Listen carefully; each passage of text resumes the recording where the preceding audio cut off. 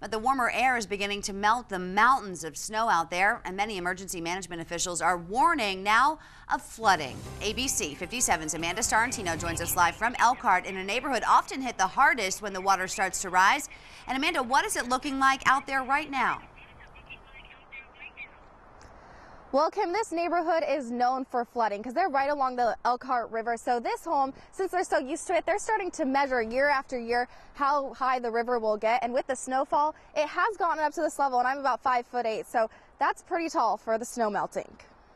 And we get that rain and the water comes up and we get a lot of flooding. Mike Bristol has lived on the Elkhart River for 20 years. Flooding is just a part of life here. 6 feet, 7 feet over the top of the bank. So we'll get a little water in the basement. And so much of this will mean a lot of this. Melting snow can quickly become floodwater. And that's what Elkhart County Emergency Management is trying to prepare people for tonight. Everybody just watching out for what they are, watching for areas where they'll have flooding and try to get that water diverted away from the important areas of their home. How? Sandbags. Pennington is warning residents here to get their sandbags now before it's too late. The sandbags are free, but be prepared to shovel the sand yourself. It's a self-serve location, so be prepared that you'll have a shovel there or bring your own shovel for sure. Tonight, the Bristols are ready and watching the river. It comes with the territory. When you're going to live on a little river like this and you get a lot of snow, particularly with all this ice, which could cause a little more high water than we've seen in a long time because of the ice. And coming up at 6 on ABC 57 News, I will tell you what precautions you should be taking with these flooding dangers. Reporting live in Elkhart, Amanda Starantino, ABC 57 News.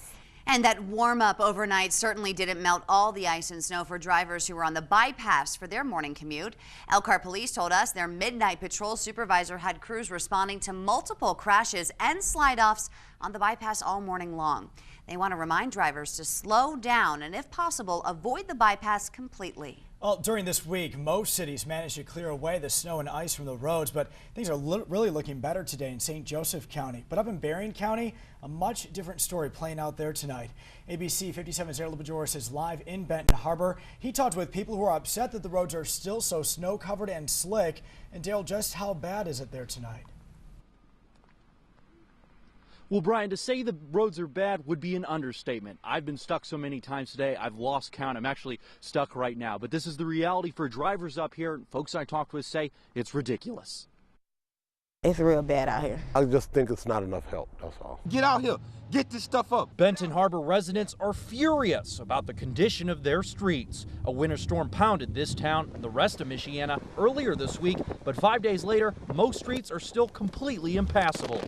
I talked with dozens of people stranded here, helping a few folks out along the way, and so did folks like Dennis Hardenet. The level of the snow is so high you can't see what's coming. He's one of many in the city who want to know why residential streets haven't been cleared yet. Some roads are so bad that if you stop, you're stuck.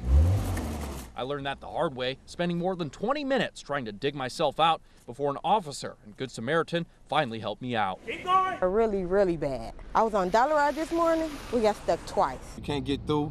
It's hard. You constantly getting stuck everywhere. You know what I'm saying? And, the city ain't coming out and helping, though. They just, just leaving everybody stranded. Today, we wanted to know why the roads are still this bad. I went straight to City Hall for answers. I wanted to know how many plows were out and if any relief was in sight. But Public Works, the mayor, and even the emergency financial manager weren't available. Go! Meaning drivers are on their own, relying on the generosity and good nature of one another to get through this. Because I would want to be helped if it was me. Now, I did see several plows out today, very few of them on the side streets, though. I reached out to the city of Benton Harbor today to see if recent budget problems had anything to do with that. I'm still waiting on a call back. Reporting live in Benton Harbor, Daryl Bajoris, ABC 57 News. Daryl Bajoris digging out one more time to head back to the station tonight. Daryl, we appreciate that report. And keeping the roads clear, of course, that is very important, but also just as important is keeping the fire hydrants clear of snow, too. We have mentioned this every day this week, and still today, I notice in South Bend and Mishawaka, a lot of hydrants still blocked and snow covered. Well, tonight, a warning now from Elkhart Mayor Dick Moore to get out and clear the one nearest to your home or business. Even if the city's fire department jumped into action today, making sure the hydrants around the city had 3 feet of clean space around them.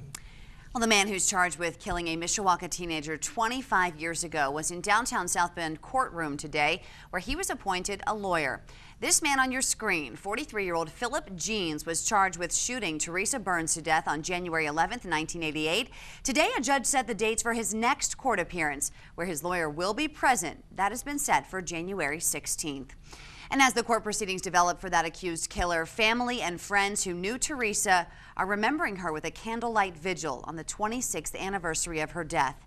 The vigil will take place at her gravesite at the Fairview Cemetery in Mishawaka tomorrow at 5:30. We'll take a look at these pictures. The car there, an unmarked South Bend police car. The photos show children tethered to the back sledding. We first brought you these images yesterday at 5, and tonight, as a police investigation is underway, we are asking the tough questions about what was going on there. We do know that that car was assigned to Detective Will Johnson. ABC 57's Emily Evans is live for us tonight at the South Bend Police Department. And Emily, do we know yet if Johnson will face any punishment? Brian, police tell me they're not sure if there's been any wrongdoing or what will happen to Detective Will Johnson, but they did confirm today that Johnson is back at work, but is without his take-home car for now.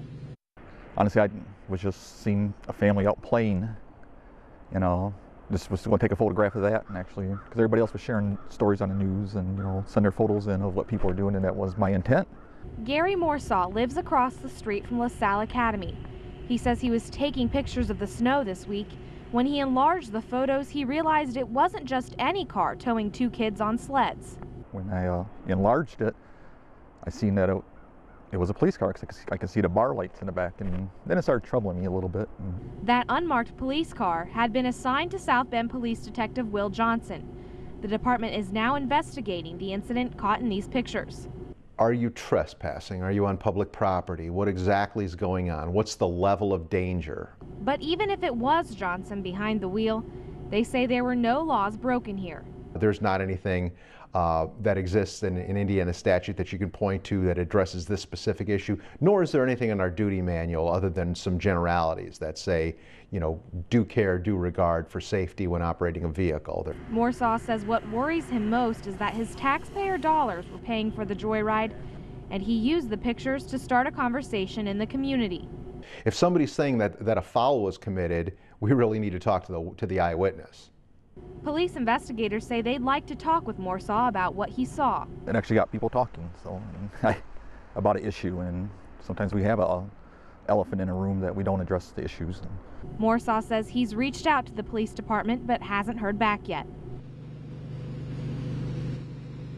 Captain Phil Trent did tell me that Child Protective Services was notified. Coming up tonight at 6, find out why. Reporting live in South Bend, Emily Evans, ABC 57 News. And tonight we do have an ABC 57 safety alert to pass along to Benton Harbor residents. That boil water order that had been in place all day Thursday has now been lifted, and it is now safe to drink your water. City officials enacted that order Thursday after a system-wide drop in water pressure that could mean the water supply wasn't safe to drink. It was lifted right around 2 o'clock this afternoon. Tonight, the donations continue to pour in for the families of 4 American airmen who were killed this week when their helicopter crashed in England. This is a live look at that fundraising website for you tonight. At this hour, more than $25,000 has been raised to be split between the families. The goal was just $4,000. One of the victims in the deadly crash is from Rolling Prairie. Technical Sergeant Dale Matthews is survived by his wife and 2 children. And a big congratulations tonight to John Glenn High School's Mike Clark, who is set to receive the school's biggest award this weekend. Clark has been a teacher, a coach, and athletic director at the school for 24 years, and now he is receiving the Falcon Award. Clark will be honored tomorrow night at the boys' basketball game against the Triton Trojans. A plane crashes into the ocean, and right before the crash, a passenger hit the record button on their GoPro. Watch it all play out as it happened in this exclusive video to ABC. We don't know that the water's not safe, but I can't say it is safe. A town's entire water supply tainted with 48,000 gallons of a dangerous chemical. How it happened and why the president is even getting involved. And with those warmer temperatures, we're tracking rain moving throughout much of Michiana. I'll take you through forecast track right after the break. And all new on ABC 57 News at 5:30. You do all the right things to keep your pipes from freezing.